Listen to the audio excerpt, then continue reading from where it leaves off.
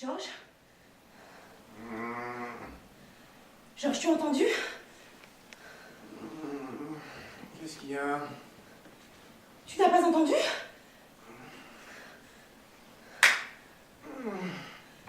Ne me dis pas que tu n'as pas entendu.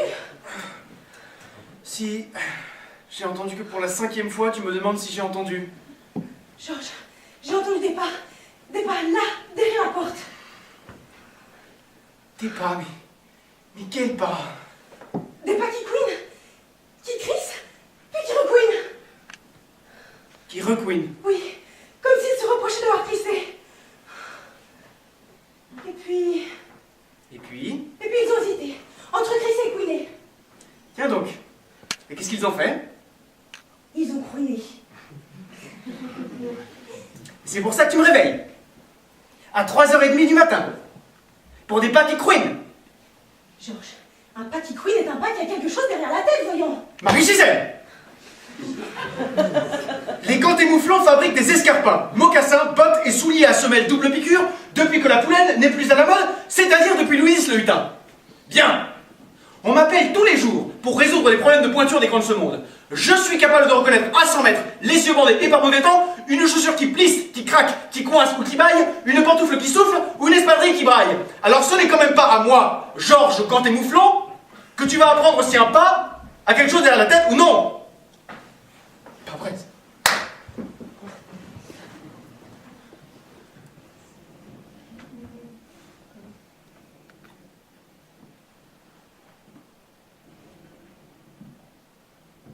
Ça y est, ça recommence. Cette fois, il craque pouit. C'est très mauvais signe. Gisèle, est-ce que tu veux ma ruine? Mais enfin, Georges, ça sent le patibulaire aplani. Fais quelque chose. Réponds à ma question. Est-ce que c'est ma faillite que tu veux? Tu sais pourtant à quoi tient la réussite de la chaussure Ganté Mouflon? À mon sommeil. Si je ne dors pas, je chausse mal. Et si je chausse mal, je ne dors plus la nuit. Et en un mois, c'est la crise, le crash. Et alors, qu'est-ce que tu préfères? La crise, le crash ou la vie? Mais puisque je te dis qu'il n'y a rien derrière cette porte. Ah oui, et qu'est-ce qui craque pouit depuis 10 minutes? Ben, je ne sais pas, moi. Un rat, un chat, le chauffage, tiens. Non, Georges, un chat miaule. Un rat gratte, le chauffage goûte. Alors, c'est peut-être notre voisin, Monsieur Siphon du bar. Notre voisin, Monsieur Siphon du bar? Il est beaucoup trop bien élevé pour craque-pouiter, surtout à cette heure-là. C'est dans ta tête, Marie-Gisèle. Dans ta tête. Et dans la tienne, qu'est-ce qu'il y a? Rien. Tu ne vois rien, tu n'entends rien, tu ne lis rien. Même pas les journaux.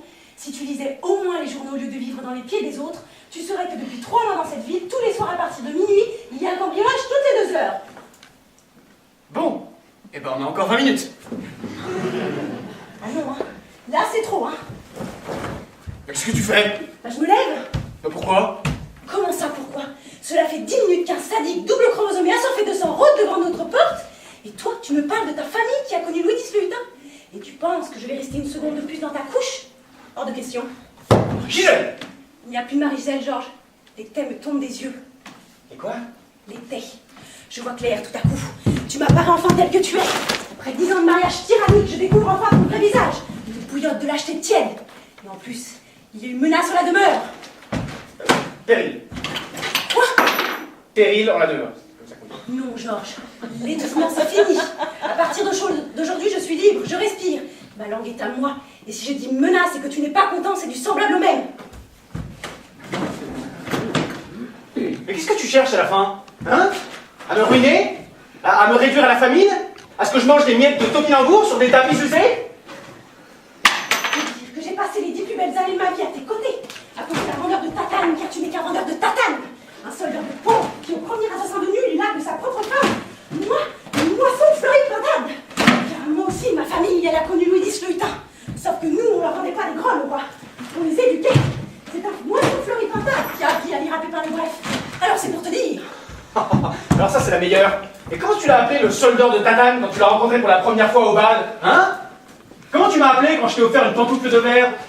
Eh ben dis-le! Mon prince charmant, tu m'as appelé! Alors maintenant, la ramène pas avec Pépin le Bref, parce qu'il m'arrive même pas à la cheville pour Pépin le Bref! Quoi? Tu oses parler ainsi d'un ami de mes parents qui était la générosité même?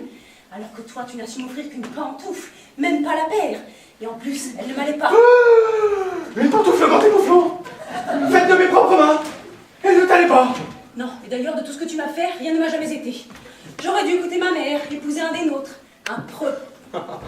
Et tu sais ce qu'il faisait avec les mégeards de ton cru? Les preux, Pépin et les autres, là? Hein? Eh ben, il les balançait de leur donjon. Et de joie, il se peignait une croix blanche sur le gonfalon. Est-ce que je t'ai une seule fois balancé du haut d'un donjon? Réponds-moi. J'aurais adoré ça. T'as adoré ça. Oui, j'aurais adoré que pour une fois, tu me donnes la seule chose que je désirais vraiment. La poésie. Galoper sur les plages accrochées à ta selle. Manger à pleines dents de la viande crue. Crier ton nom sur les dunes. Rouler notre désir dans la vague océane. Saisir l'aube et le vent scrutant du donjon. Enfin, vivre, quoi. Et tous nos étés au Touquet-Plage, tu les as oubliés? Tous ces après-midi en pédalo, où je te chantais à perte de voix « Qu'il est beau, le soleil! Qu'il est beau! Qu'il est beau! Qu'il est vermeil! Il dort dans son pot! Qu'il est beau !» Tu les oublies, ces moments de joie intense? Ah non, Georges. Ah, quand même. Ton short en maillot de corps sous un parasol, ça ne s'oublie pas, ça vous marque à vie. C'est comme un cauchemar qui vous hante la rétine à jamais.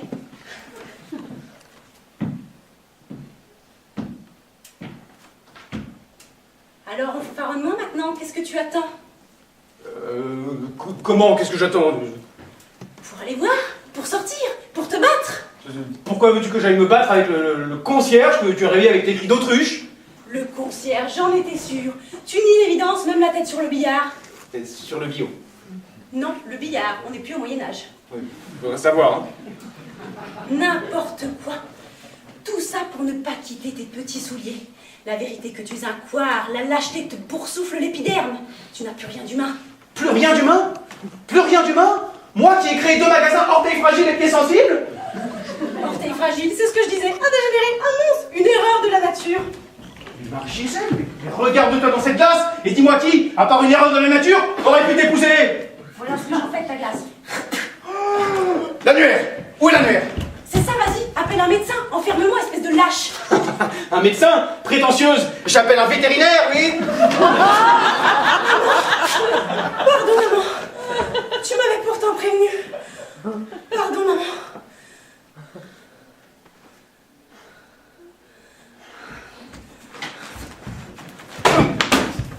Tu m'as détruit!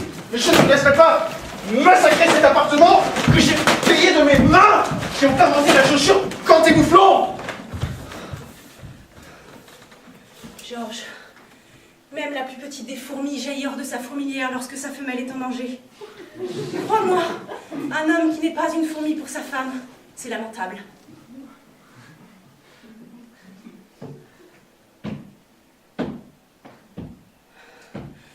Voilà, c'est fini. Non. Bon, pour te faire plaisir, alors vraiment pour te faire plaisir, je vais appeler la police. Ah non, surtout pas.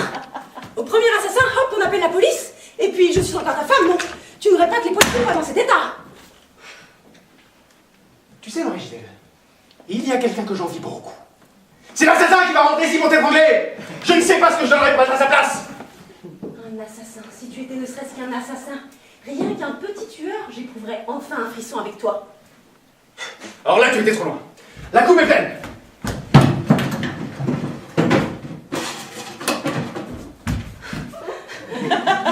Regarde ma peau, elle ne frissonne pas, elle rigole.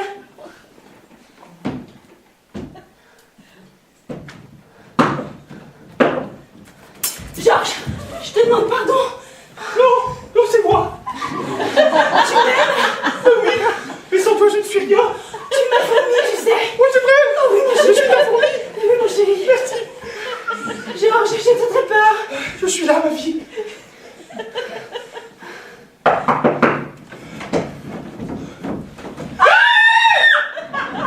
Messieurs, dames, service de réanimation des couples. Ça fait 300 €. Si vous voulez bien signer là. 300 €?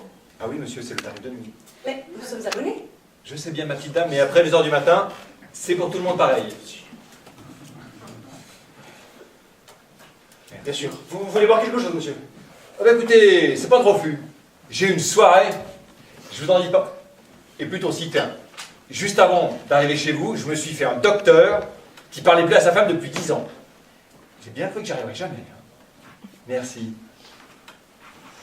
Et puis ça s'est débloqué. D'un seul coup. Ah, une scène. Il l'a assommé d'un direct du gauche. Ah non, mais c'est déjà pas si mal, hein. Ils ont repris contact. Et moi, je vous dis, c'est pas impossible qu'ils se remettent ensemble quand elle se réveillera. Pour vous, c'est un peu différent. Comme ça se passait bien, j'aime bien quand ça accroche comme ça un peu. Je vous ai fait 120 de sympa au lieu des 100 du contrat.